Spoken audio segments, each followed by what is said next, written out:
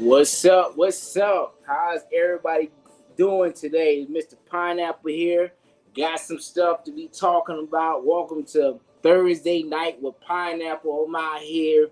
Tampa, Florida is extremely hot out here, man. Listen, I've been excited for all summer what's about to happen with RBC, the brand. So I'm gonna tell you a little bit, a couple of things that's been going on. So we officially trademarked the Royal Blossom Company is officially trademarked. Okay, so go to the USPTO, Sunbiz, everything. All our stuff is completely trademarked. So I'm excited about what's transpiring. Just had the Caribbean Heritage Fest this past weekend. Everything was amazing with that. Man, I'm telling you, I made some amazing people. So I'm actually playing a new banjo song from Barbados, Archie Miller, Don't Stop It. So I like this song. This song just came out yesterday, but I'm liking the way they sound. So of course, I got Maxwell in the background. You know, he's one of my co-hosts right here. He's gonna be in the background just mediating and everything like that. So it's gonna be some great things that we're gonna be talking about. So let me tell you what's going on with the summer collections and the promotions. So what's going on with Royal Blossom right now is we got a special promotion going on. Freedom 24, you get 20% off your purchase over $50 or more for the next 2 weeks. The promotion started yesterday and it's going to end at the last Wednesday of this month. And I'm telling you, there's going to be some amazing things just going on. So you might want to go ahead and get your stuff in. So you can either use the old link, www.rightbrandclothing.com, or the new link is royalblossomcommunity.co, not .com, .co, C-O. And it'll go, yeah, all the information is going to be on there as well. We have a new website. Everything's updated with that as well. So I'm excited with the new animation and everything that's going on. We still going to be making some improvements throughout the summer as well. So I wanted to also talk to you about a few different things too before I bring our guest on. So we're going to be at the event this Saturday, father-son repairing the father-son relationship at the MLK Center on Oregon Avenue in Tampa, Florida from 11 to 3. Also, I have a table out there set up so you can come see me, get your merchandise for Father's Day and everything like that too. So we got some tank tops coming out too. So I had to finalize a few things and iron out a few things. I had some things that I had to pay for to make sure that the brand was doing what it was supposed to do. So now that the miscellaneous stuff that's been taken care of, everything is good. Life is good. We're going to be moving forward. So I'm wearing my boys' clothing brand today, Restless. So we're going to be talking about Restless, Endless Monetary on this live, okay? So without further ado, so this gentleman, I've known him for 5+ years. You know, he's done some amazing things in the community. This man, when I say this guy supports, bro. Like, you think I support this guy, this guy really supports, man. So he's everywhere in the community. He's going to help you get your finances in order. And he does a lot of good things. He's a family man. He's an amazing entrepreneur, public speaker, and a phenomenal businessman. So I would like to bring up Mr. Lee Oliver, your financial coach. Here we go. There it is. Thank you, sir. I appreciate the momentous introduction. Yes. I always don't think that the stuff people saying, you know, is preceding me. I always want to keep it on the humble, because if it is not for the people in the community, we don't got nothing anyways. So yeah, that's what we got to do, man. Look, you know, Pineapple approved, Maxwell approved you too, so you good. Only if Maxwell approved, we good. You good. So yeah, man. I want to bring you on here. I want you to tell us about yourself. Tell us who you are, how long you've been in financial education, and give us a perspective on your viewpoint of money and why you decided to focus on monetary in our communities. Yeah, so I'm Lee Oliver, right? I've been in Florida my whole life. Unlike Mr. Pineapple here, I'm not a migrant, okay, from up north down. I'm a Floridian through and through. I was born in Ocala, moved to Tampa when I was 7 years old. Just, fell in love with the city, not because I had to move here, but because, I actually liked it here and I wanted to stay. After high school, I went and I got into a trade. I became an electrician, local union 915. Did that for 12 years. Absolutely loved it. I recommend to every young person who doesn't know what they want to actually do with their life, go get a trade, make good money while you're trying to figure it out, while you're trying to be an entrepreneur, while you're trying to do your thing. That doesn't absolve you from making good money while you're working on your dream. So that's the way that I did it. I like to say that I'm like a scarypreneur. I had to have some kind of safety net before I went all out there. And it's okay however you're going to do it because it's your life and you only got one of them. So decided to get into finances really because I saw a lot of people that look like me not have resources to get ahead. Yeah, I picked the trade, but the biggest thing outside of the trade and having stable money was really my ability to see my finances, understand what was going on with my finances, and start building good financial habits from a young age because somebody put me on game when I was trying to figure out what I wanted to do with my life.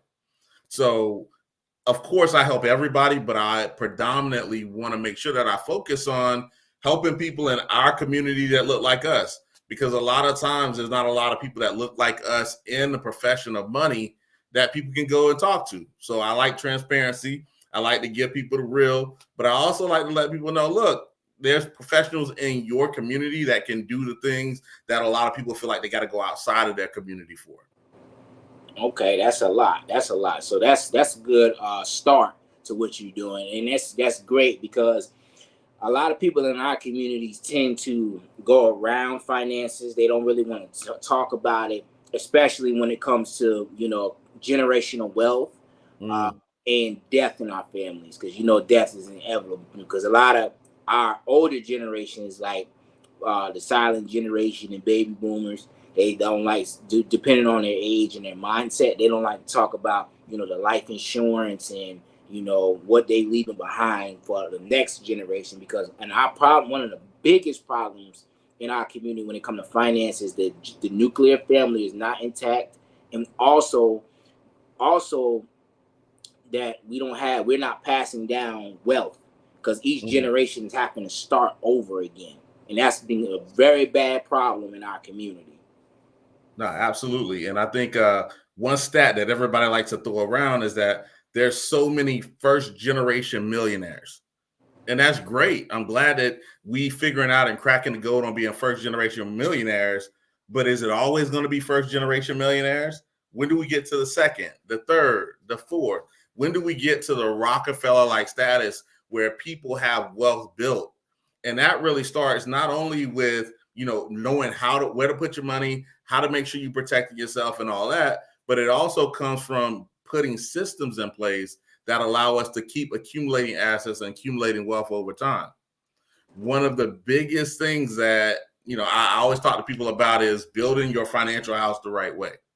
And a lot of people think like, okay, well, that means that I got to get the best stock idea. I got to get these assets. I got to get these properties. I got to do these flips.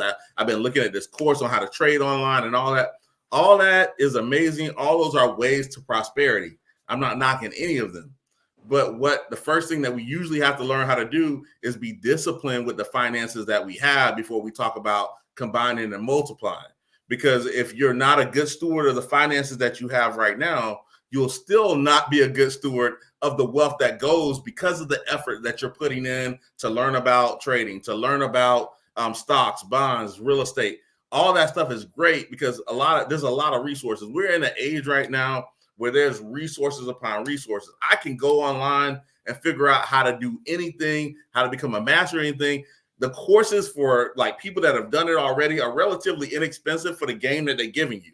And yes, you do have to invest in yourself, but putting good money into a bad system still leaves you in the same spot. So it's not just the system that you get, it's the skills of building wealth. It's having basic financial concepts. It's about protecting what you have right now. Having a conversation about life insurance, not thinking that somebody gonna die the minute somebody say life insurance. It's okay to say it. Nobody's gonna fall dead because we said the word. but we always will see a GoFundMe for people that didn't talk about the word enough. And that's the part that we really got to be focusing on. Are you getting this? Are you getting the proper procedures, the proper stance in your finances to make sure that you are going to not only build the wealth, but keep it?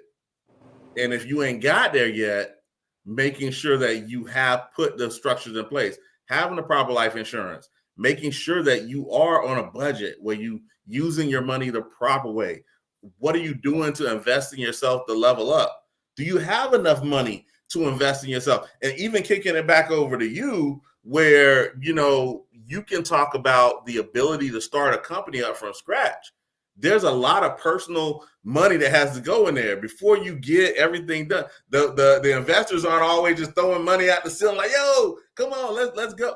Like, that takes a lot of personal money, and it takes being a good steward of your personal finances to get this thing off the ground.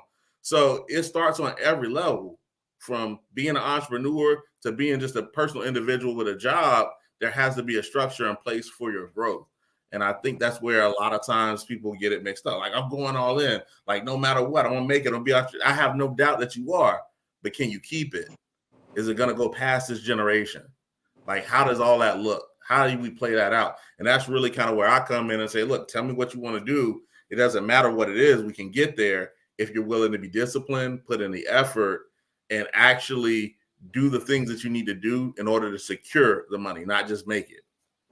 That's good. What's up, Denise? How you doing? Good evening, everybody. Appreciate you tuning in. But yeah, that is key and very pivotal about what you were saying. Is a lot of people just are like very naive when it comes to their finances and stuff. And people, like, when it comes to the problem with the first generation millionaires, like you were saying, the real issue with that is you're not planning that money 20 years, 30 years, 100 years ahead. They're planning it for a Saturday night, the next 6 months. They thinking about themselves because they ain't have nothing their entire life. Let's be honest. Like, people like in our community, just like, you know this, you as a financial coach, but you know, like, these entertainers, athletes, anybody in those type of industries, especially NBA, NFL, you got actors, you got all these different professions in that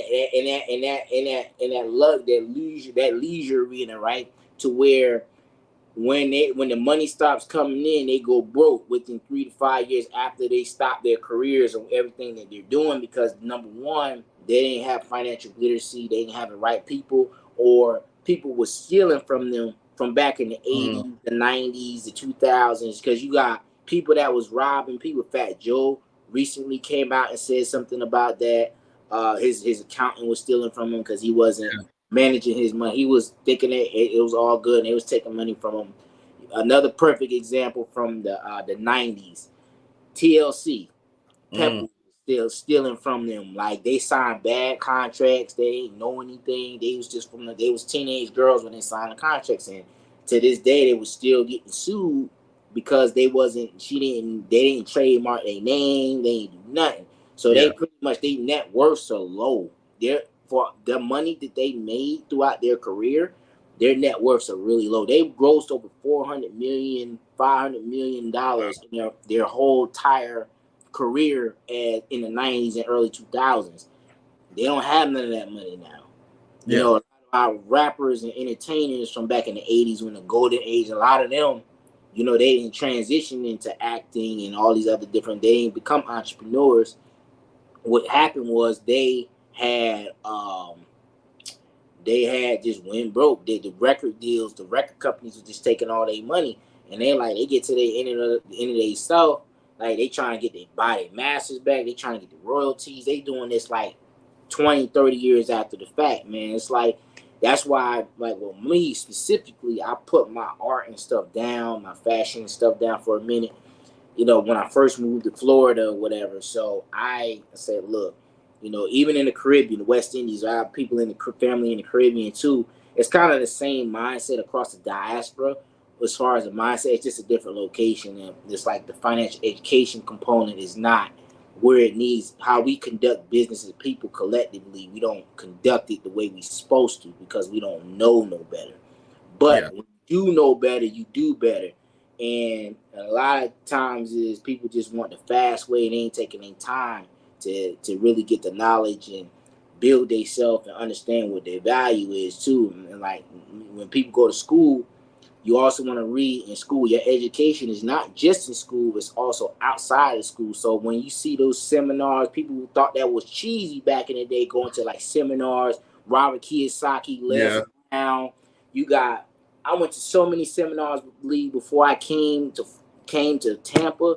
I was at every seminar, but I'm like, bro, they talking about they gave you the free courses, free courses. I'm like, look, we want the paid courses. See, I'm the type of joker that I'm looking for the ones you got to pay for. I'm looking for those courses because number one, you're gonna get so much education from it, and you're gonna meet some amazing people. Number one.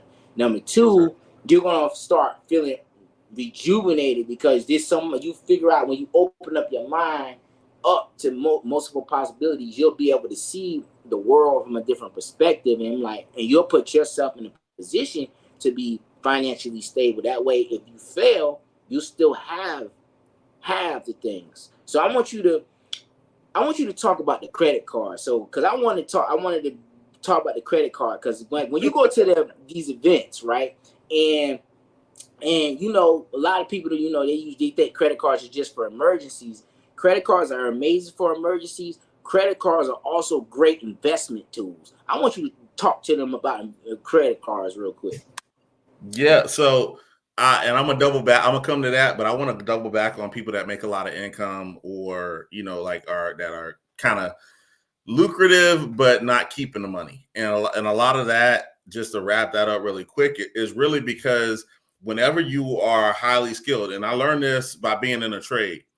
When I became an electrician, I learned about electrical theory. I learned about how to pull wire. I learned how to bend conduit. I learned how to make up transformers. I learned a very specific skill for what I was going into, which meant that I could make money in that skill. If you become one of the top people in whatever skill you have, you can be very, very, very successful. You can make a lot of money. It'll be very lucrative. But the problem is you are just good in that skill. And that's when you have to employ other people who have acquired other skills like myself, or a financial advisor, or an accountant that you can rely on to help you enhance what your skills are bringing to the table. You would not believe how many, not just athletes, but how many high income earning people like doctors, like lawyers that don't have a good financial base, but they just bring in a lot of money. So it hides the fact that they're not really good with finances until something bad happens or something goes wrong. And it comes back to what you said too, with Fat Joe getting taken advantage of TLC. We all have to have a basic level of financial literacy so that you can check the people that you entrust to handle those affairs. I'm not saying that you have to become an accountant, because that's not what's making your money. If you have a skill, you don't have to become the other person's skill. You need to know enough basic information in that discipline so that you can check the checkers.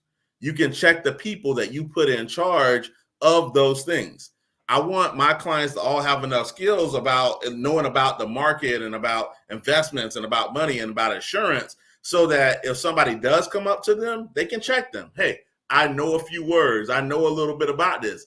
How does this work? How does that work? Having the right questions so that people that might take advantage of you think twice. Like, oh, shoot, hold on. I can't just put one over on them. They know a little something. Let me go pick another mark. People don't break into cars that are the most secure. They break into the cars that they know they can get. They break into the cars that the doors open in. So if you think about it like that theory, you know, you closing your mind by having knowledge, they're not trying to break in there and get to you. There's always another easier mark.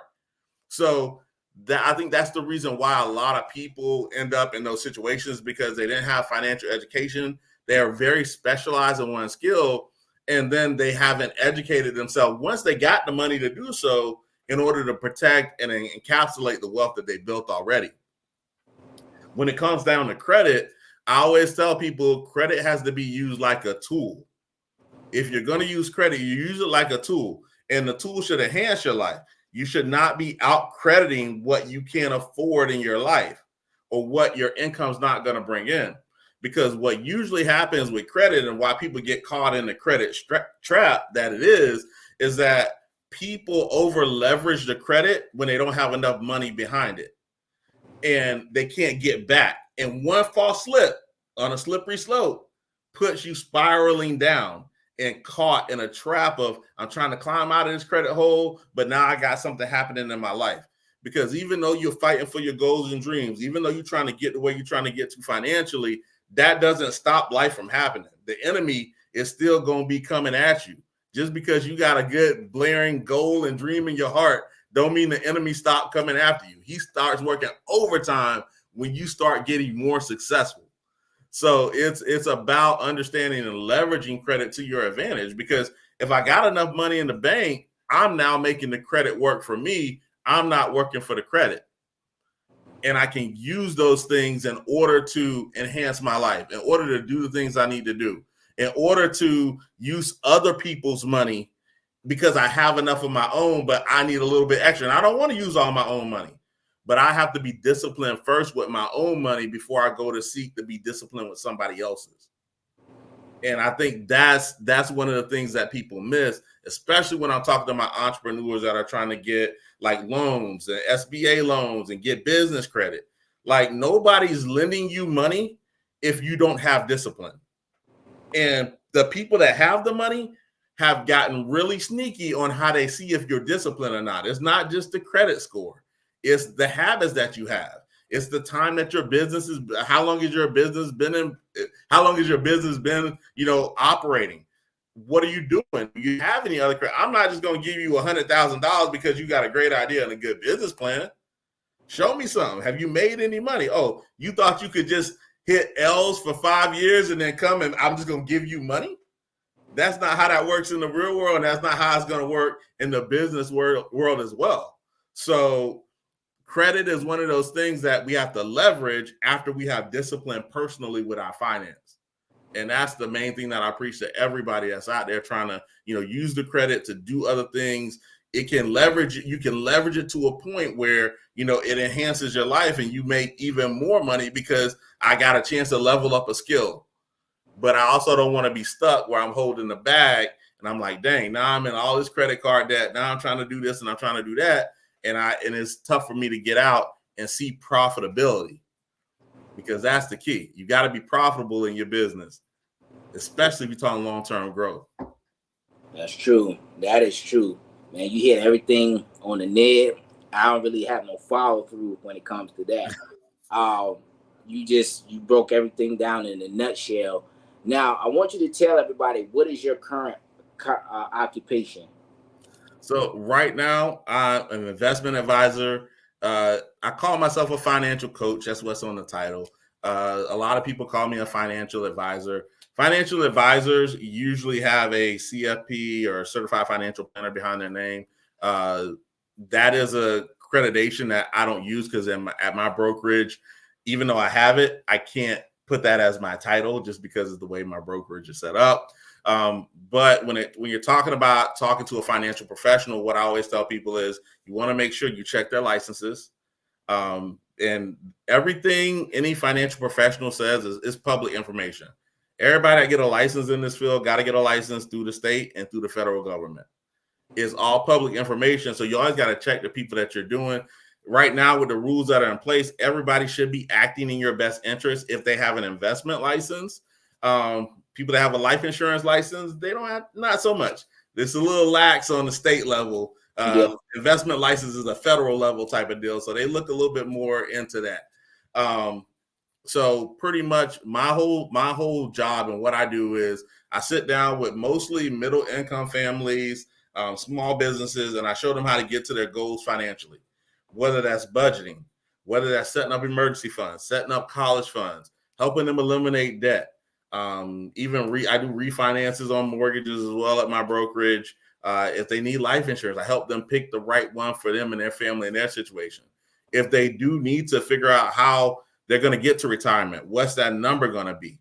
I help them figure that out, because a lot of times all of these things go together in one big pile, but a lot of people don't know where to start. It's like, okay, well, I got this going on. I got this. And we don't just put life on pause so that you can start to fix everything. You still got to be moving with life and making the money and feeding the kids and doing the stuff as you're moving along and trying to fix it at the same time. So I'm somebody that kind of steps in and says, look, let me handle this part. Let me educate you and show you how to do it. I'm going to work with you so we can knock it down and get it to a point where you can, at one point, be autonomous on yourself. Don't mean I'm gonna ever leave you, because you're gonna have investment accounts and things like that with me, but I want you to be educated enough to know how to handle it on your own, because I'm not gonna be here forever. Okay. And I have a finite time on this planet. I don't know what it is, but I got a finite time. I hope that it's a long time, but it's finite. But the information and the knowledge that I have, I can give that knowledge out, and that knowledge can spread beyond generations upon generations. If I can teach a family or a business how to sustain, how to pass that wealth on from one generation to the next, now my impact goes far beyond just me helping you. It goes to a systemic effect where I'm impacting the community because I help you learn a skill that you can now pass down from this generation to the next while you're on your journey. Okay, that sounds good. Yeah, man, that's pretty good. So, yeah, I've been just reading some of the chats. Some of the YouTube chats haven't been pulling up. So, Twila says, yeah, MC Hammer had went broke. I saw due to his accountant. Your wife said amen. She said that's real talk. MC Hammer had a lot of people on payroll. For real. He had too many. Like, he had a ton of people on payroll. And I get it, but you got to look at it like this. When you're building wealth, you have to be selfish to a point, and not selfish like you mean, but you got to think about it like this. If I don't have it, or if I am not making it, I can't support anybody else. So if y'all bleed me dry and I don't have it anymore, everybody's still right back where they were. You have to build yourself up to a position where you have enough to help other people. Because if you don't have enough yet and you trying to help people, you broke, they broke, everybody broke, and we all looking crazy. Like, dang, we had it, we used to have it, and everybody want to call you boo boo the fool. Like, why you put all them people on? I was helping people. The people that were taking the money were like, nah, you know what, Hammer, we don't want you to go broke. They were like, look, we want it if you gonna give it. You got plenty. You can go dance. You can go make more. You got record deals. You got cartoons on. But it comes to an end if you do not handle it correctly. And unfortunately, that's what happened, and people love to celebrate your success with you. But when the success is gone, they usually gone too. Say it again. People love to celebrate your success with you, but when the success and the hard times are gone, they be gone too. So you gotta watch out for them people. Casper, they gone. Oh, you struggling right now? Oh, shoot. Okay, when you get it, I'll be back. When you get yourself together and your life right, I'll come back and see you. Till then. Yes. And I see I'm in Facebook too. I see in the comments too, Ms. Denise Moore. She had a question. What is the best way for young adults to clear their credit if their parents already used it? Why am I not seeing the comments? I don't get it. I also have YouTube, Instagram, Facebook pulled up on my phone, so I can see the comments. I see it on my Facebook, but it's not stream. I don't know. So for that question, it's a few different ways. If it's fraudulent, you can always dispute anything that's fraudulent on your credit. Now, if you dispute something that's fraudulent on your credit, you might put some people on blast. Some people that you care about dearly because they're the one that kind of got you in the situation that you got into. But the thing about credit is one of those things where if you handle your business the right way, you can always build it back up. But you got to build good habits. Everything in finances is about good habits. If you have a habit of paying your bills on time, if you have a habit of paying your credit card bills on time, if you have a habit of saving money, you can use all those structures to your advantage, but it's about building good habits. And when a young adult has had somebody use their credit, a lot of times that needs to be disputed because look, in our community, that does happen. I've seen it happen, and I talk to people that it happened to, and it's a pain, but there are ways to dispute and get things right. I got a few partners that actually work in that field. When it comes down to credit repair, I'm not a big credit repair person. I'm more of a habits person. If you messed it up, number one, you need to find out why you messed up the credit.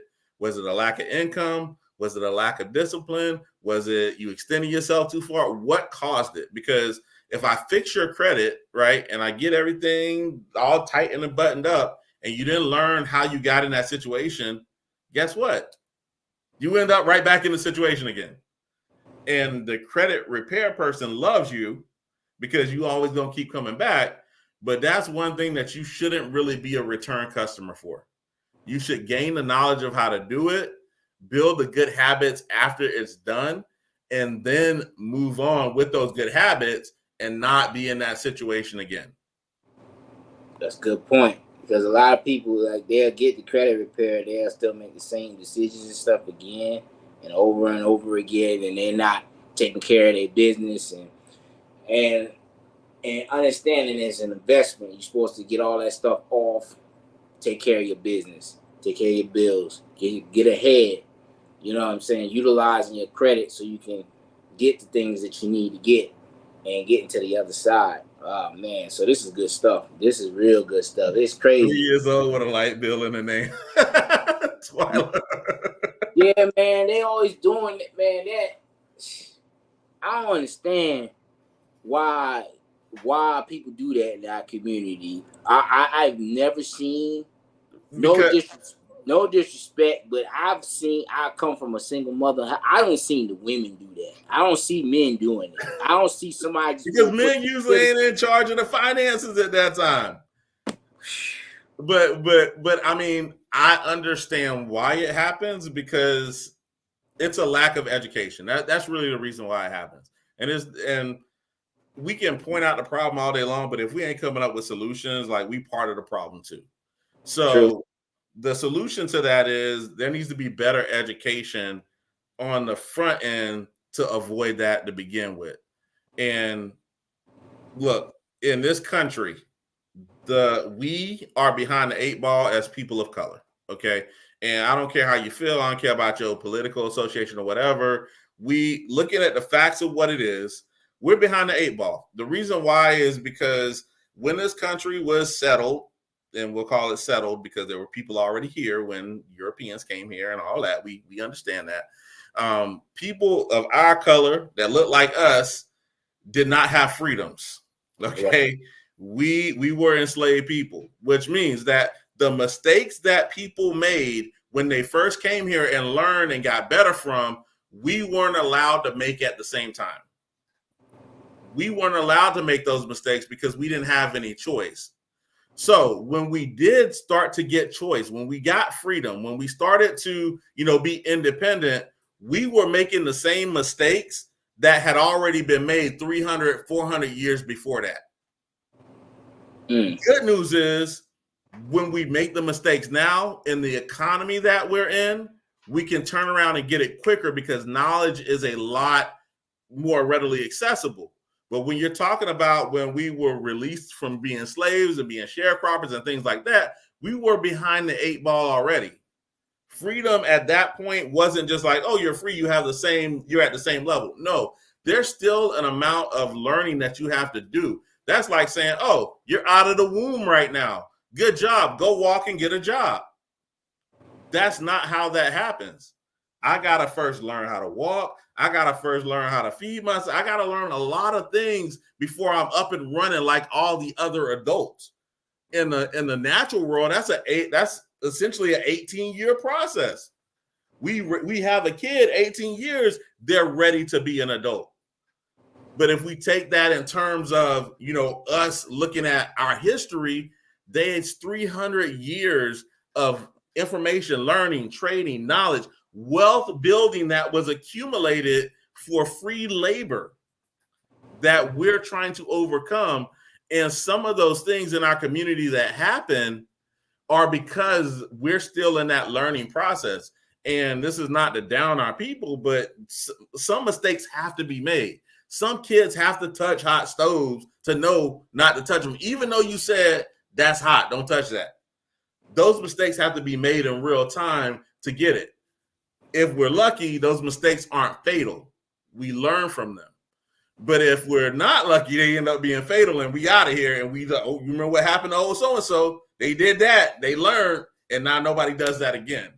So the core part of the core issue of, when people aren't excelling or people aren't growing or they're doing things that seem detrimental is that we haven't learned enough yet, and we have to accelerate that process. We have to teach people from generation to generation how to do things properly, how to get ahead, how to be in community, how to find resources, how to use the resources that we have in order to enhance ourselves, how to not get caught up in America and understand that America has a lot of opportunity if you know where to go and get it.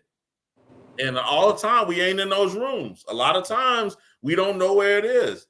There's still things that I learned, even though I'm licensed and I'm in this field, because a lot of the rooms that I'm in, there's not a lot of people that look like me in it. And once you get into different rooms, you see how other people, other nationalities think.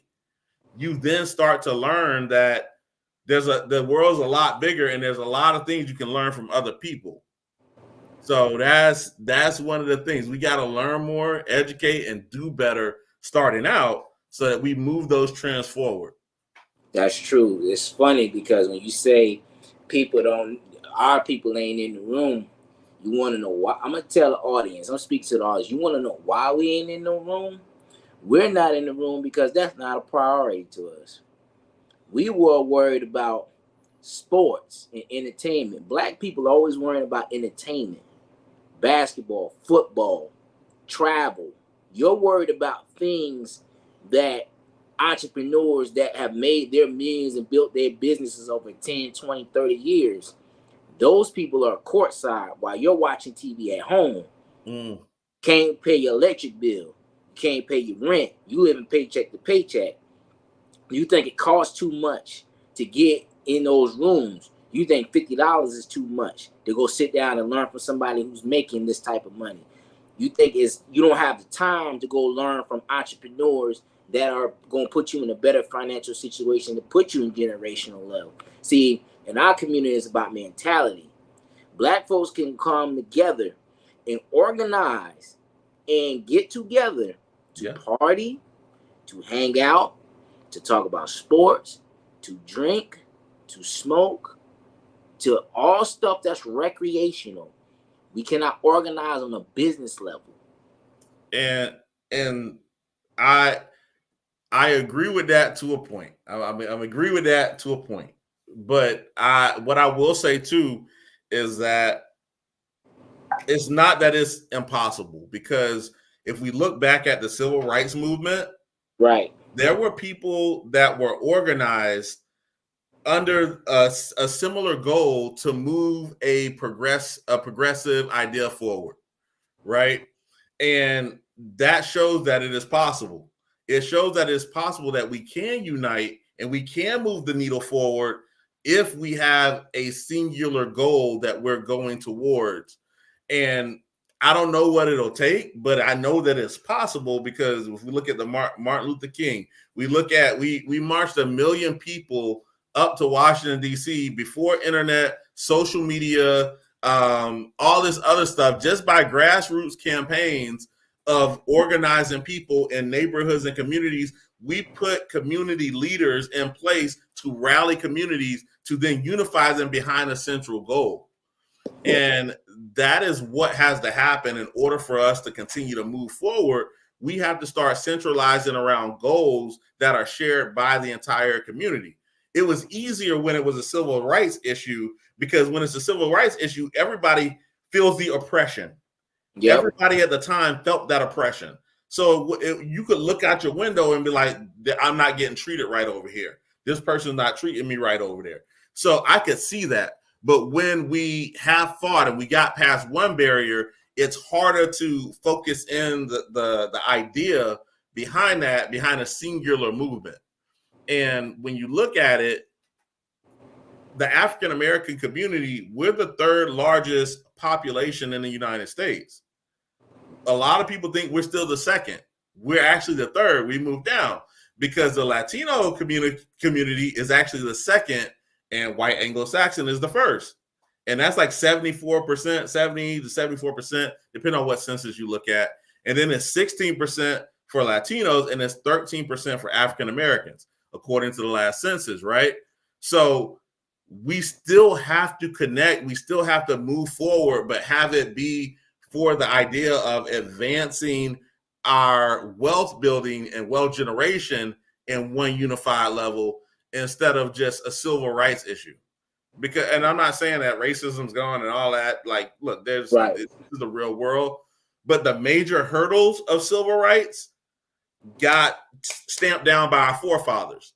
Now we need to have an economic civil rights movement with financial literacy and people uniting behind that and understanding how to use that in our communities. And that's where the next level of power is going to come from.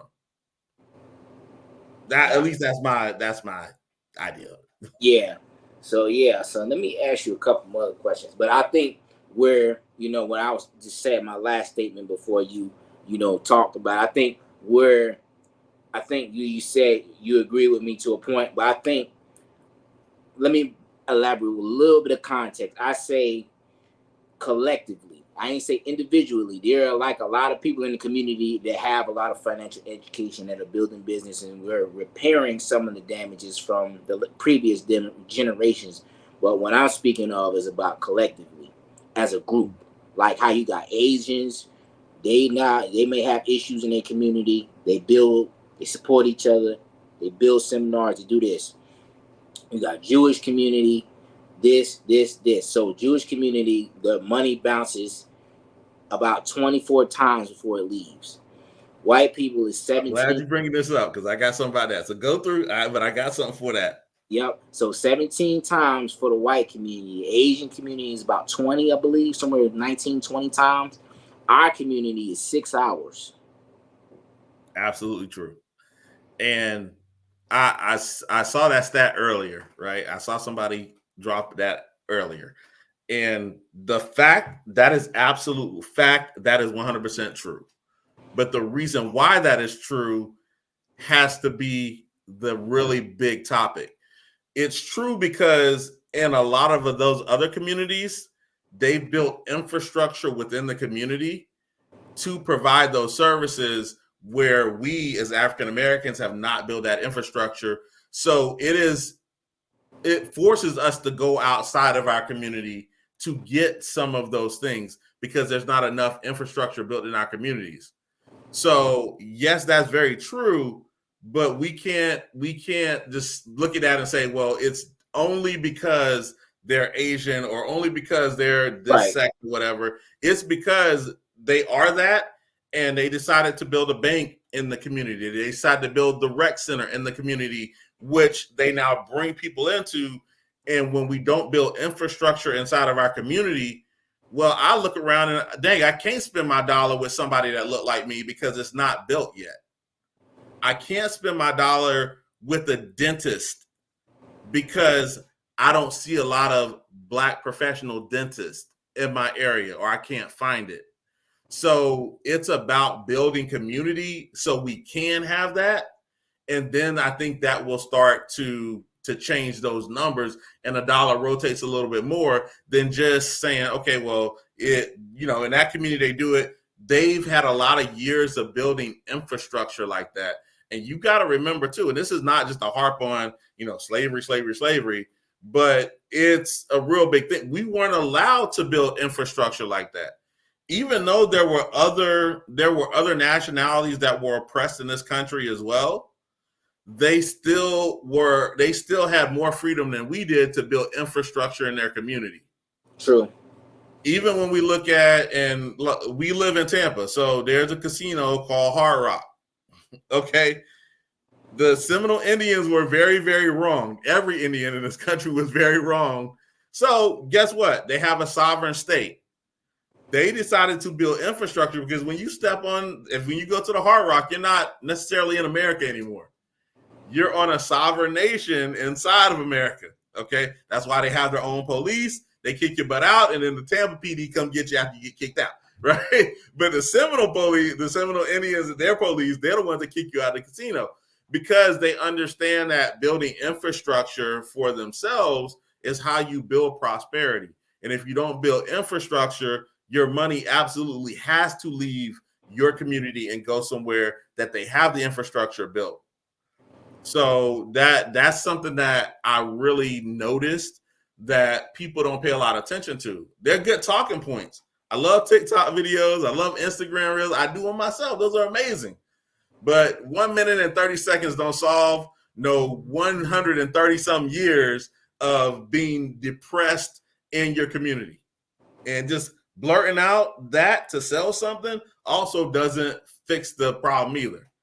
So I always like to look at things a little bit more analytically, maybe because, I am in the finance industry, but I think that infrastructure has to be talked about more. I don't think we talk in our community enough about building professionals of our color in our community that can be our doctors, our lawyers, our this, our that.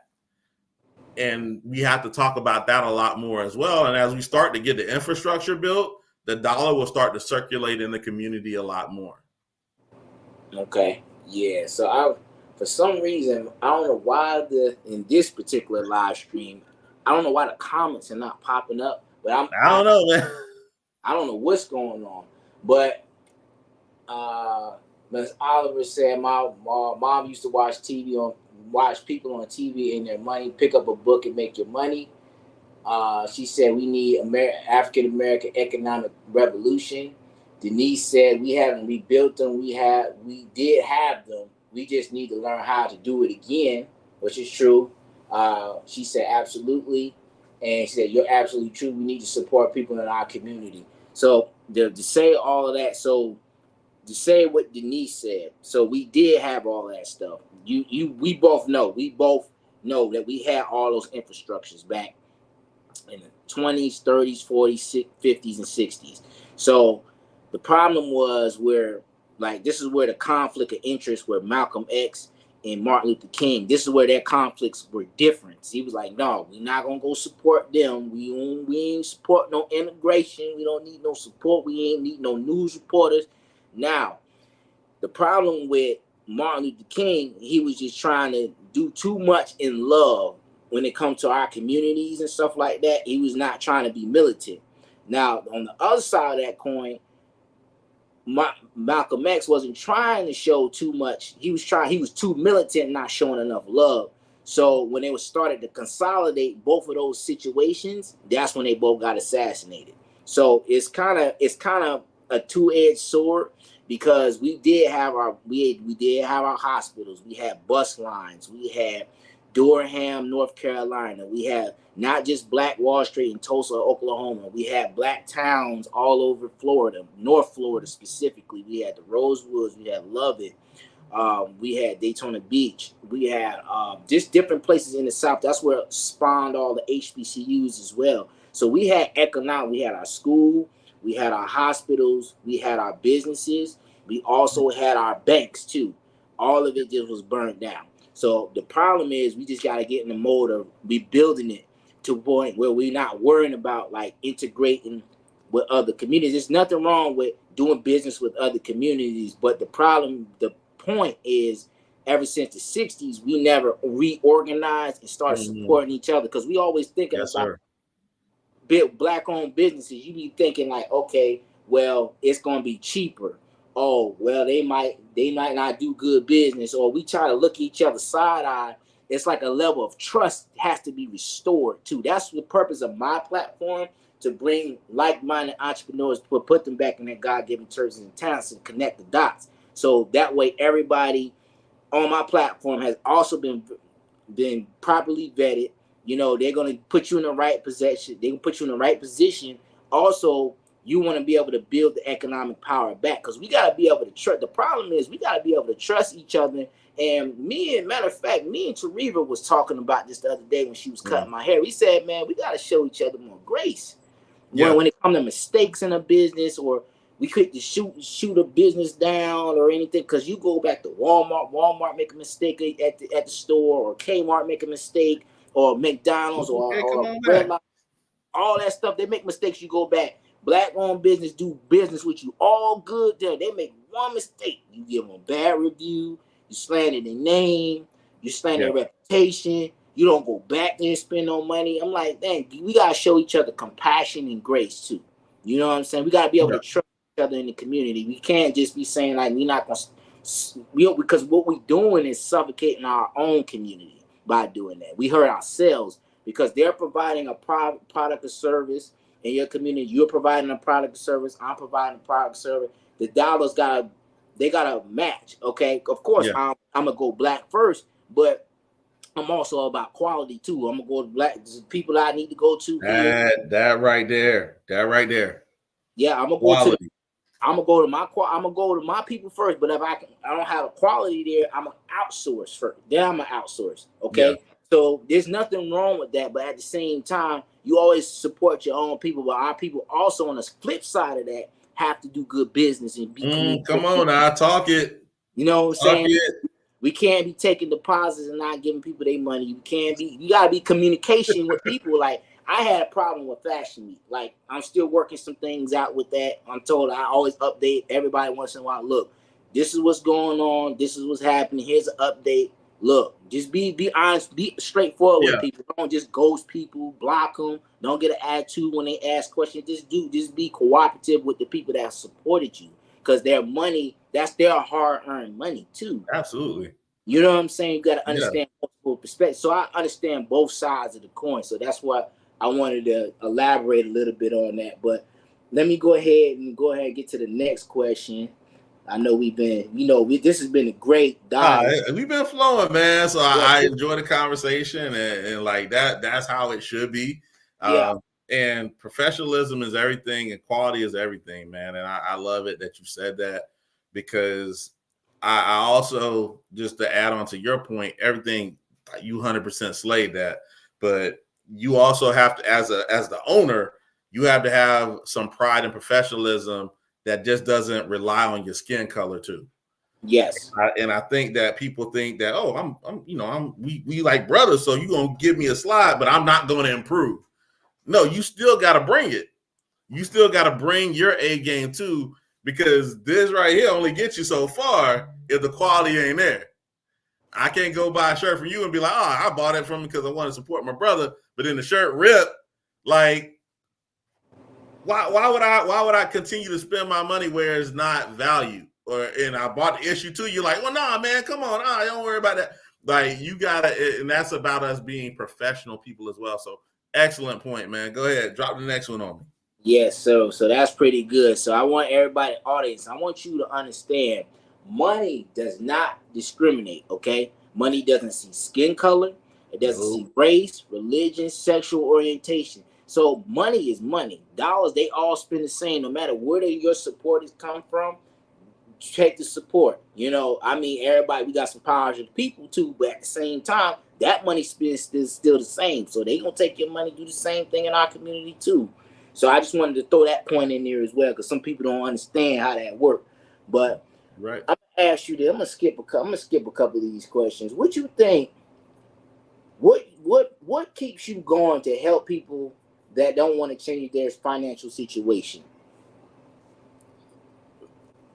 It's really legacy. I look at it like, some people, the message is not for them. Some people need to hear the message so they can pass the message on. And if I'm not saying the message, then that message might not go where it needs to go, because I closed my mouth and I didn't say what I wanted to say, what I needed to say. I was called to do my purpose and my job. The people that are going to hear it are going to hear it. The people that are going to prosper from it are going to prosper from it. But I can't stop doing my job because of what somebody else does or what they don't do. So that's really what keeps me motivated, because I don't know, like, I'm only here for a period of time. And I hope the Lord gives me a lot of years and all that, that's going to be amazing. But I still got to speak my truth. I got to speak about what I know. I got to speak about what I've seen, because there's a lot of people that aren't in my profession, that don't know a lot about money, that's trying to figure out how to figure it out. And maybe they're not ready right now. And a lot of this stuff is a right now thing. Timing is everything. And people underestimate the power of timing, especially in business, when somebody like, nah, I ain't going to buy your stuff right now. It's right now. They might be about to get kicked out of their apartment. They might be just out in the community trying to support. They might not have no money. All they can do is walk around at a community fair where your product is. And you might have seen them a lot of times. But this time right now, this season that they're in right now is not the season that they have to support your business. But that's okay, because they could be, if you keep showing up and you keep doing what you're doing, they could be in the season next season to get your product and your service. They'll circle back. We got to show up and we got to be here sending that message no matter what, because I don't know what season they're in, and you don't know what season they're in either until they tell you. But most people ain't gonna say, "Hey, I'm struggling right now. I ain't got the bread." Now I'm gonna come back. I'm gonna got you. Ooh, that green, I got that. Yeah. And then they doing this as they walking out the plane. Look, it's true. But I know you experience, because like I experienced it too. Like, I don't charge nothing to have a consultation with people, but people still don't sit down with me. They're like, "Well, nah, I don't feel like I'm ready. I'm not ready yet." And I can try to tell them, like, "Okay, we don't have to be ready yet, but we got to get you in line to be ready." People just got to feel like they're ready to make that transition, and they got to want to do it. I can't make anybody do it. So that's what drives me. Knowing that the right person is going to get the message, and the right person is the person that I'm going to be talking to. And I don't know who that is, but I still got to keep talking the talk. That's good. That's good stuff. That is good stuff.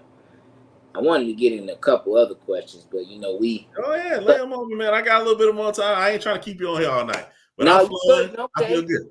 All right, so let me see. Which question should I? Okay, so let me ask you this. Do you think money is the key to happiness?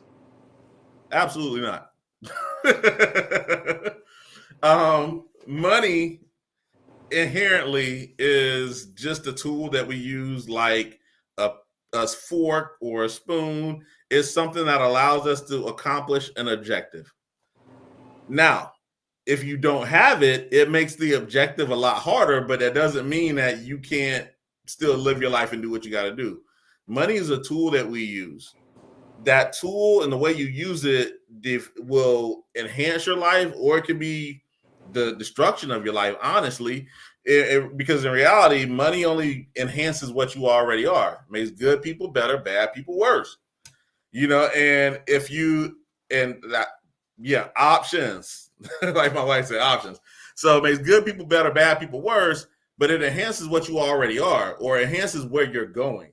So you can make a lot of money in your profession. You can make a lot of money, doing what you want to do as an entrepreneur, but it's only an enhancement of your life, or it's only going to accentuate what you're already putting out there in the universe. So money and happiness are not two things. It can alleviate your life, but if you don't have happiness in your life, money can lead you to have access to things that could destroy your life, like drugs. And we see this with a lot of entertainers. Like, man, they got it all. They making all the money. They were just in a big movie. How can they not be happy? Because they have a lot of money. They have access to things that can lead them down a road of destruction, where, look, if I'm broke, I ain't buying crack. I can't afford it. I ain't buying, like some high-end drug. But if I have access and I have money, I can get those things. So the happiness isn't the issue. It's the money and the happiness aren't the same thing. It's how you feel and what you're doing with your life and your purpose.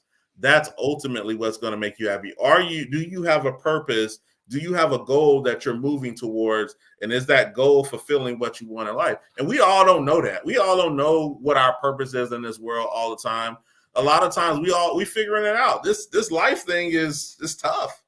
Like, I know what my goals are. I know what I want, but they've evolved and changed. And if we're all being honest with ourselves and we look at ourselves from 10 years ago, the goal we had 10 years ago ain't the same goal as right now, because we're growing, we're evolving, we're getting some of the things we said we wanted, and that wasn't really the core thing that we really wanted, and we got something else that we're going towards. So money provides us access to a lot of stuff, but it's not necessarily the thing that's going to make us happy. It just enhances what we already are exuding, or makes a bad situation worse. So I tell people that all the time. Yes, it's true. I agree. I truly agree with what you're saying. Like I said, money is a tool. It's not good or evil. No. What the Bible says, it's 100% neutral. The Bible says it's the love of money is the root of all. So it's not, because it talks about money all through the Bible. So money is used every day. So it's about how the person uses it and how they view about it. Because all of that was truly rooted in your spiritual practices. Yes. So people who, have bad spiritual practices, or they're atheists or whatever, they're more likely to do those things. They may put God on the title, but really behind the scenes, that's not really what it is. So people put on a front, like like everything's good. They got the houses, the cars, they got the money in the bank, they got all that, but they still haven't worked on themselves. Yes, sir. You know what I'm saying? They ain't working on themselves. So when you work on yourself, understand how to discipline yourself when it comes to money. Discipline. Most people don't understand what discipline is. See, when you discipline yourself and character build and fast and understand your purpose and your why, money can be the key to happiness if you know how to use it the right way. If you use it just the clout in the context you're using, I fully agree with you. But to pull it back a little bit, people do it for the clout. That's why they ain't happy, because they doing it for the clout, because they not with purpose. You're not doing it with purpose. See, when a person operates in purpose, all the money is added to them. What I'm saying? When you doing when you doing it like I just love to do this. People will pay you for what you good at, because you just love to do it. You know what I'm saying? You helping people, you doing stuff, you operating purpose. You feel fulfilled when you operate. Most of them people they may be in their purpose, but they still don't know who they are at the core. That's big. That's too deep for this one. Hold on, don't give them all. To them all, but I had to remind them. I had to remind them. So yeah, man. I want to ask you another question. So what you think about multi-level marketing? What you think about it? I love multi-level marketing, because you can build wealth from that too. But a lot of people think it's a pyramid scheme. They think it's this, that, and the other. Give me your perspective. Give the audience your perspective on that. So with multi-level marketing, and a lot of people don't understand what it is, but multi-level marketing is one of those things that I think if you believe in the product, whatever it is, you can get behind it, and it has a legitimate structure behind it where you are willing to put into the work. It's one of the best ways to start to make money in America at a very low startup cost. I think multi-level marketing gets the big no or nasty thing when people kind of look at it like, well, you're just trying to get me to do this, to do that, to do this. Like, that's how business is built. Most of the time there's an HR department that's hiring the people and training them how to do the work. But you become the HR department when you open your own business. And you can attest to this. Like right now, if you decide to open up a manufacturing plant for Right Brand Clothing here in America, well, guess what? You're going to have to hire people. You're going to have people at different levels. You're going to have to train them. You're going to have to make sure the people pressing the shirts out right. You're going to have to do all that anyways. But the main thing about MLMs is that a lot of people don't use them the right way. And the problem is a lot of people get caught up on internal consumption inside of an MLM. And that's when it really, truly turns into a scam. Because if I'm only selling to the people inside my organization for the point of selling to the people in my organization, it truly is a scam. It's a pyramid at that point. But if you have a product that actually enhances somebody's life, then that product can be sold outside of the MLM and still make money. The one of the things that I love that like MLMs that I love right now, and this is not an endorsement for them, but I'm going to talk about it because like I can, and I'm a human and this is America. But Herbalife, right? So Herbalife, I've had the shakes, never been a distributor, got a few good friends of mine, Courtney Daniels, a guy that I've known since high school, has his own business with that, does amazing. What I'll say with that is that they started to move their model to where if you decided to be a business owner with them or a distributor, great, come on board, do that. But also, if you just love the product, we gonna have bars that have the product and you can buy the product just like a normal business. It is a normal bit, but just like a normal business. And you can distribute the product through your bar and sell it and still make good money.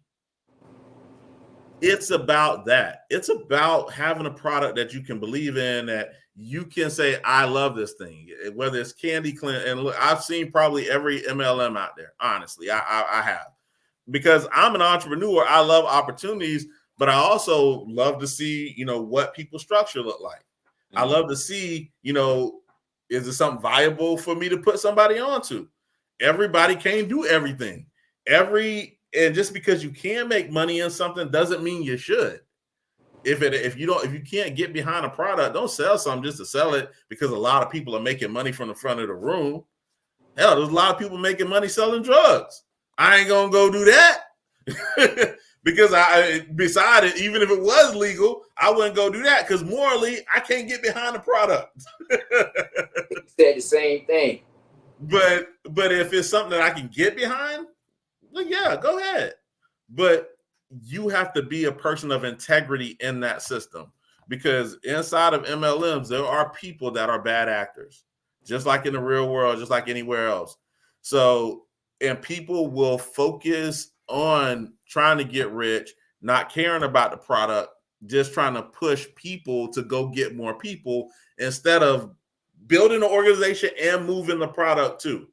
They have to be done simultaneously, or the MLM breaks down and it doesn't work and people say it's a scam and all this stuff. They didn't teach me nothing. They just told me to go get 3 people and bring 3 people and bring blah, blah, blah, blah, blah, blah. I've heard it all. I've seen it all. My company, the company that I'm with right now, is Primerica Financial Services. I have a brokerage with them.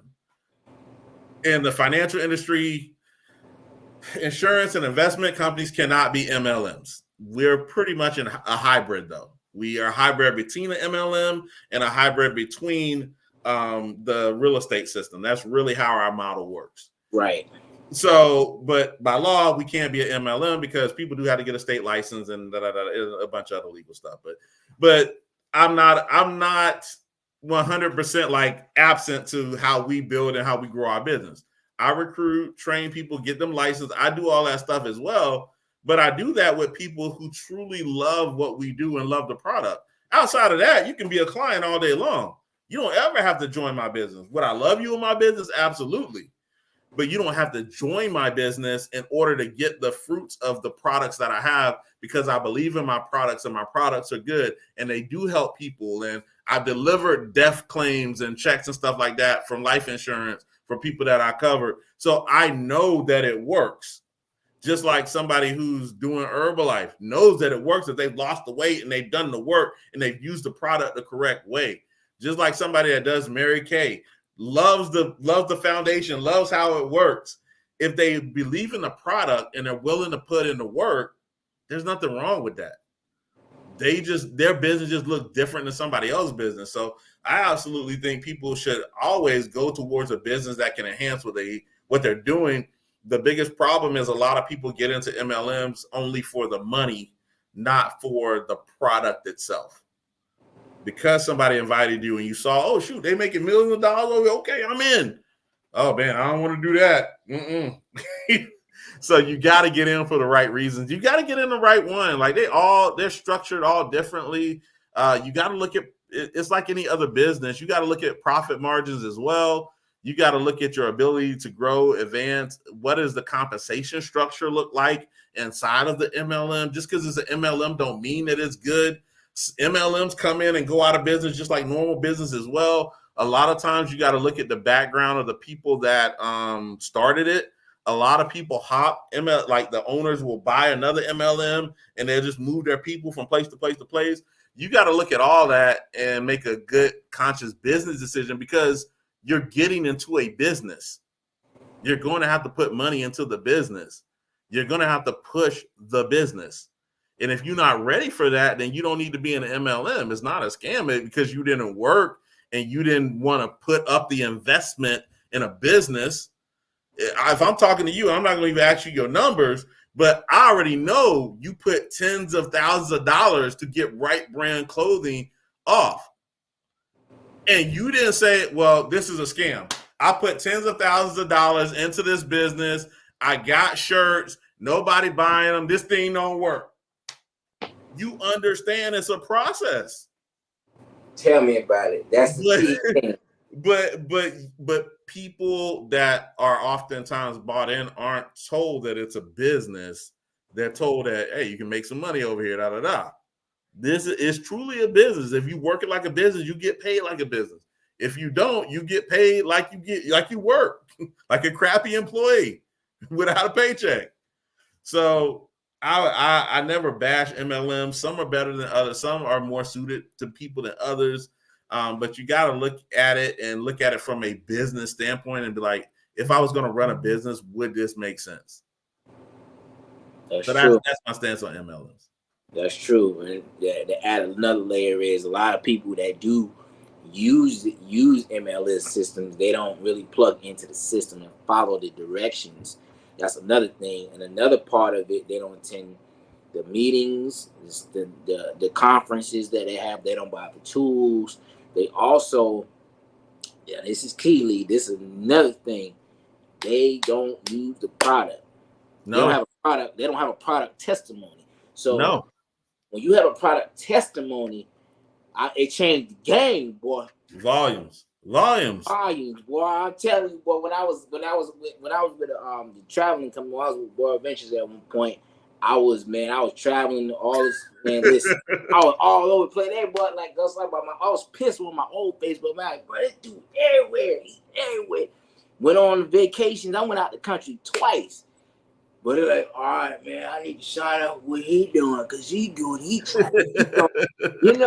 do that because it's working for him. That's what, people just, that's how they is. You got your product, you have faith, and people see the difference in your confidence and when you're presenting the product too.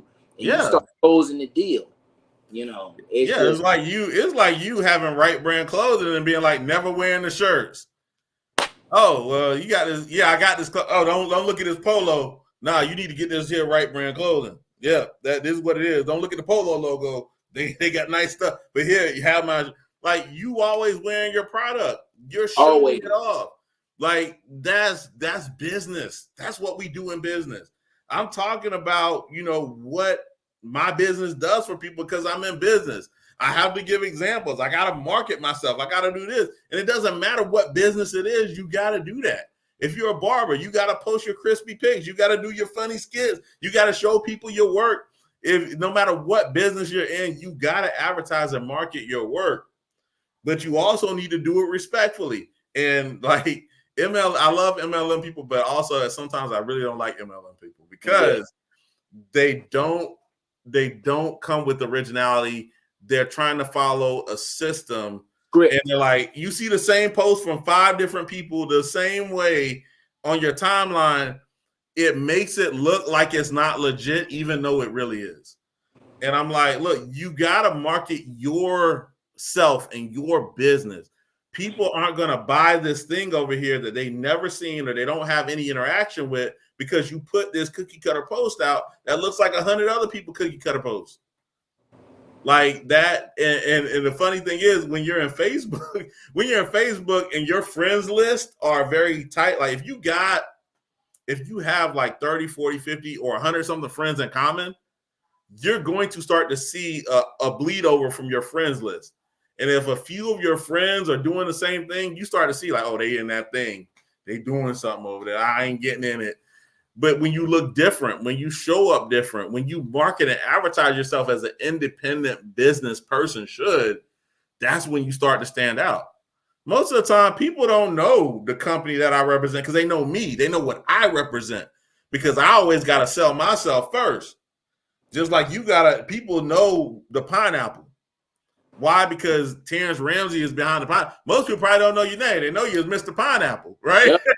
About 80% of the community do not know my name.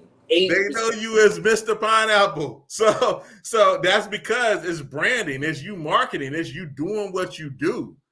And before they get to know your product, they're going to get to know you. Until your product is so big that everybody wearing it. But in the beginning, in the grind times, in the beginning times, you got to be the product. You are the product. What you talking about? so I think that's where people get caught up to.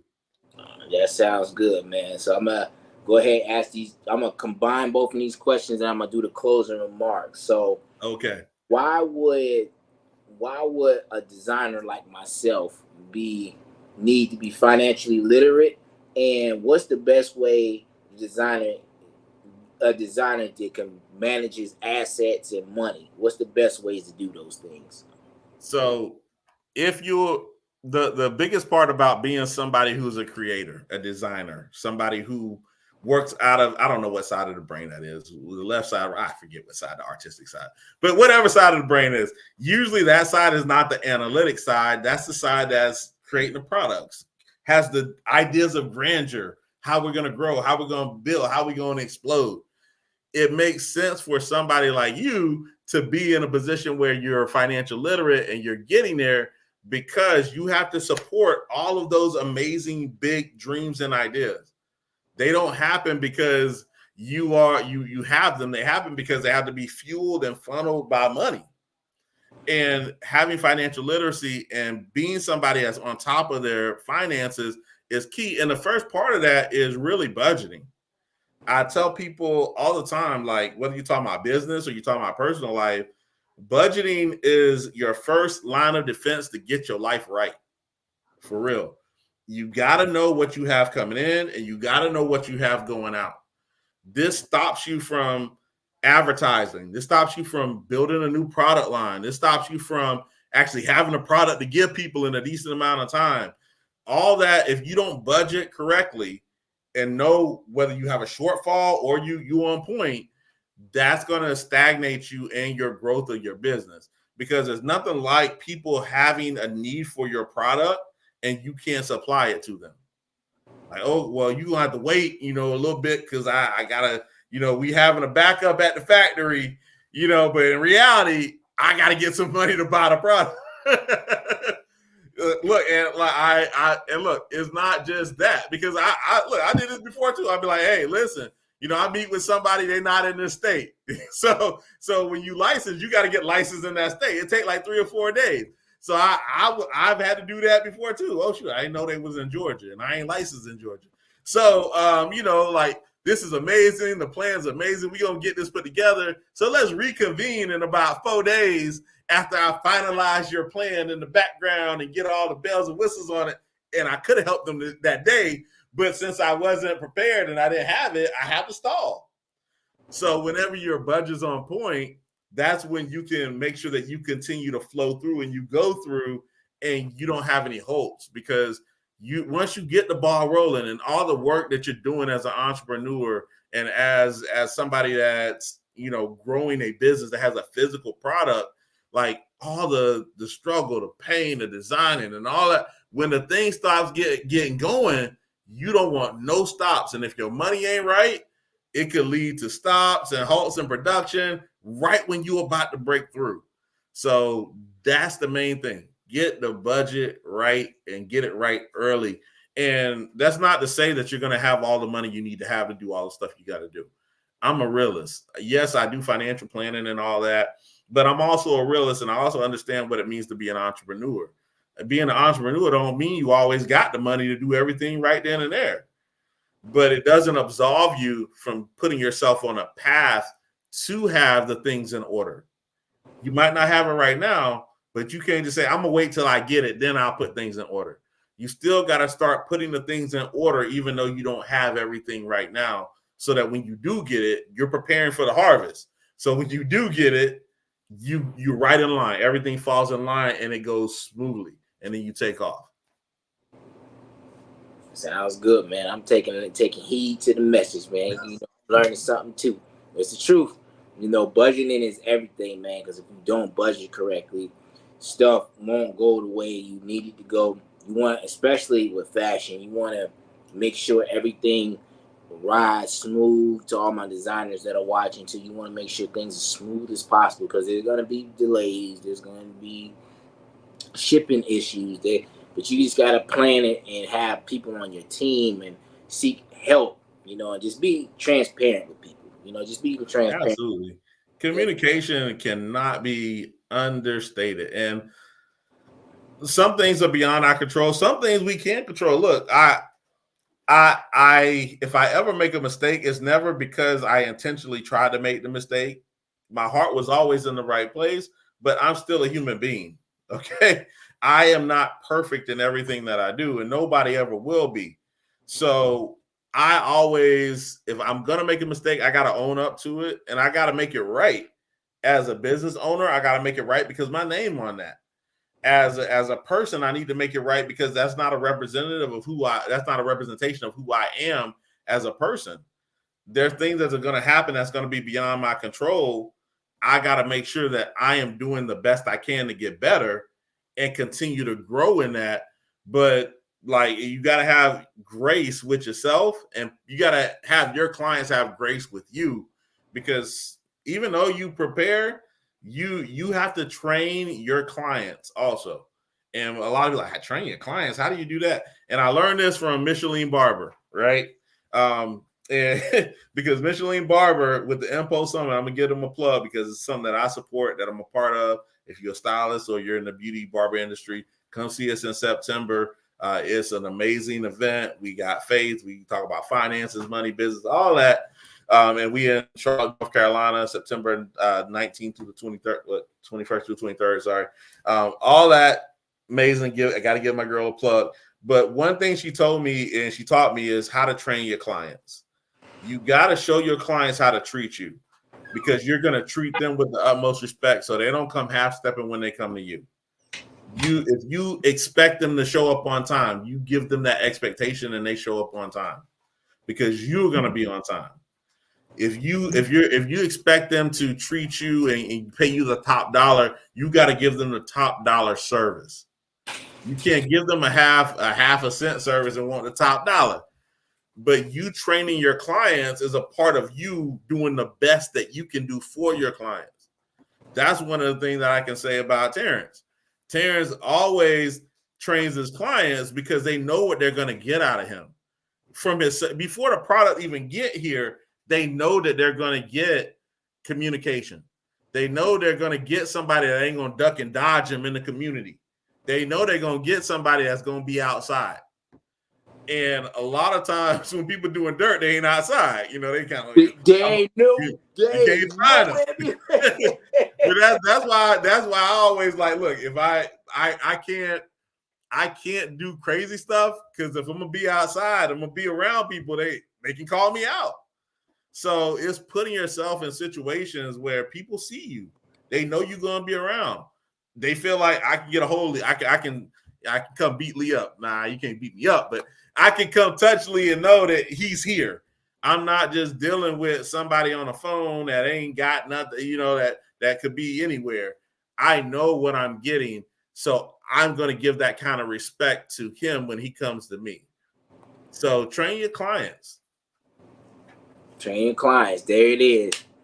There you go. Look, we done gave you a lot of financial information, and it's live, okay? We done gave you a lot of stuff. We went a little over, but that's okay. This was meant for somebody, okay? This was meant for somebody's ears. So I don't know. The devil was trying to mess with our live stream because my comments wasn't popping up. I ain't had no comments the last 2 weeks. Now when we start talking about rebuilding the financial components of the community, now we're gonna have technical difficulties. That's foolish. The enemy working overtime, man. He always working, but he ain't gonna stop. He ain't gonna stop us from being great. Cause look, we're gonna go through the comments right now. Delisi, she said she loved MLMs. It's good for your business. Let me see. Sunshine said you always gotta keep advertising straight. You better speak. And she said, yes, I do. And she said Denise said she's preparing herself for the process. So yeah, man, we doing some things out here in the community. Like Lee, let me give my experience with Lee. Lee, when did we meet? Lee been in the community. Maybe Men in Business Showcase. Was it before that? Man, I don't know. I remember. I just don't wait a minute. We met 28. Ricky Burney. I don't know if we met because you were at something that Ricky was at. Yeah, we was at a seminar. We just connected, started talking. Yeah, and then we met in 2000. Look, we've been doing business. It gotta be like 2018, maybe even 2017. 2017, probably when I met you.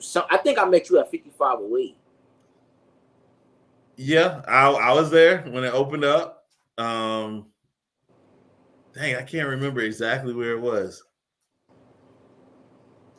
I don't know. But we'll revisit that. But we look. Let me tell you something. Lee been on top of this. Like I'm talking, I've done business acquisitions with Lee. I've done collaborations with him in the community. I mean, we hosted community events together. So he done some amazing things. You know, like when I'm saying this guy come out, he will support your business. Okay. If you're an upcoming business owner, if you need help with your financial planning, if you need anything done with like MCing, he gonna be there. If you say, Lee, listen, I need your support, you give him notice, he gonna show up. This is one guy I will say that will show up. He gonna be there for you. Okay, and those are the people you need in your corner. I'm dead serious. These are the people that you need. Like he gonna come there and support you. He gonna patronize your business. He gonna send referrals. And like, look, he just did a promo video yesterday. I'm like, that promo video was tight. I said, I wish he would have did this a couple of days ago. I would have picked this to the thing. I'm like, look, that's the people that you need to support. This is one of the biggest things about RBC that I'm talking about putting people in the purpose and having people excited about what you do and your product and everything. So he's gonna push you to be great. I'm going to push you to be great, yo. So we're going to all collectively push you to be great, especially in a financial arena. So, Lee, tell them how to follow. Tell them where to find you, how to get in contact with you. Man, if you want to get in contact with me, I'm here on Facebook. I'm Lee Oliver Jr. Yes, there's a Lee Oliver Sr. running around. That's my dad. It's not me. If somebody did something wrong, it was probably him. But I'm Lee Oliver Jr. on Facebook. I'm Lee Jr. 813. That's LEEJR 813 on Instagram. You can always DM me. You can always send me a message. I put out some content pretty much every day about something. Or you can even give me a call. My number is 813-838-2490. Give me a call. Let me know what's going on. I always want to support in the community. I always want to support new businesses that are opening up because, like, look, if we don't support each other and we don't let people know what's going on, then people don't know what's going on. A lot of people get a lot of their news or information about things going on in the community through social media. So if I can pull up at your spot and be like, yo, I'm over here with so-and-so, I've had it where people were like, hold on, where's that place? I was looking for blah, blah, blah. And there's one right here. I didn't even know that. So it's about pulling up on people, showing up, patronizing their business. And it's not always where you got to go purchase $1 million worth of stuff. You need to show up and let people know they're there, because even if you're not the person that's going to purchase the product, you probably know somebody in your network who needs the product. And when I started this thing out, and I ended on this, when I started this thing out, I was an electrician coming to be a financial planner in this space. I didn't know a lot of people because I was just a new entrepreneur. I started with barbers and stylists. That was the majority of my early clientele. And I was just going to barbershops and giving people shout outs. I was pulling up the barbershops at different parts of the city, talking to the owners and writing bios on my own page for different barbershops. Man, telling their backstory, talking to them and saying, look, by the way, this is what I do. I'm a financial coach. I help people in the community that's self-employed. If you know somebody, great. But I was just giving out that information about people around me the whole time. Because sometimes it's not always about what you can get out of your community. It's what you got to give back to your community before you start to want to take from your community. You cannot reap if you have not sown. And if you're not sowing into your community, your harvest will not be as plentiful as it could be. So start sowing into your community more, and then you'll start to harvest. And the process ain't always quick. It ain't like I throw a seed down today and tomorrow I got a whole dang on tree. Sometimes the tree takes some years to grow. Sometimes some trees come up real quick. I don't know what they are, but I know I got to keep throwing seeds. So I want to be out in the community. I always want to see my people in the community. So that I end it right there. Close it out for us, Terrence. Thank you so much once again for having me on. I truly do appreciate the opportunity, and I love to support you whenever I can, brother. So let me know whatever I can do. Yeah, man, I appreciate you coming on. Thank you for your time, man. So I'm excited, man. So my last closing remark, man. So you want to also support your community, galvanize your community. And this is another part of RBC that this is one of the beginning parts, going back to one of the roots of my things about the seeds in your hearts. You reap what you sow, but it's also planting seeds and seasons. So when you having your business, you want to put a lot of seed in the ground. Okay, so you want to make sure your seeds are in the right soil with the right people, and over time, you're going to reap the harvest of everything that you want to do. Everything that you've been doing, you're going to reap that harvest, whether it's good or it's bad. So, like you said, to piggyback off of what Lee said, a lot of people out here, why ain't nobody support? I have a few people in the community I've seen wondering why they ain't getting no support. I've seen they so-called influencers. We're not going to say any names. We don't need to say any names. But what I'm going to tell you as a community verifier, I'm going to tell you, these people haven't put in any work. They haven't supported people's businesses. They haven't supported themselves. They haven't put in the work. They only come out to be seen and heard. And that's going to get you but so far. People are already going to know your motives. Because if they're looking for consistency over time, your customers and soon-to-be customers are looking for consistency over time. Once you have that consistency over time, people are like, okay, he got skin in the game. I'm going to spend some money with him. Some people may not, like you said, they might not have the money right now, or they want to just see what you're going to do. They might circle back around 3 months, 6 months, a year, 2 years later. You never know. So you never rule anybody out. So it's about what you do. You know what I'm saying? This is about community, building your community and being consistent and posting your social media content. So on that note, until next week, 7:30 Thursday night with Pineapple. Like I said, everybody getting to part 2. We're going to definitely revisit this conversation later on in the year. Lee, I appreciate your time. Everybody stay blessed. We're going to work out this technical difficulty with this live stream. I ain't like that. I took that personal because I'm sitting here trying to troubleshoot while I'm on here. It ain't even work. But it's all good. They're going to see the comments anyway. They can't stop what's going on. They can't stop the hand of God in this, okay? So we took the gas. So I appreciate y'all. Stay blessed. Hope everybody have a productive week. I'll see you next week. Over and out.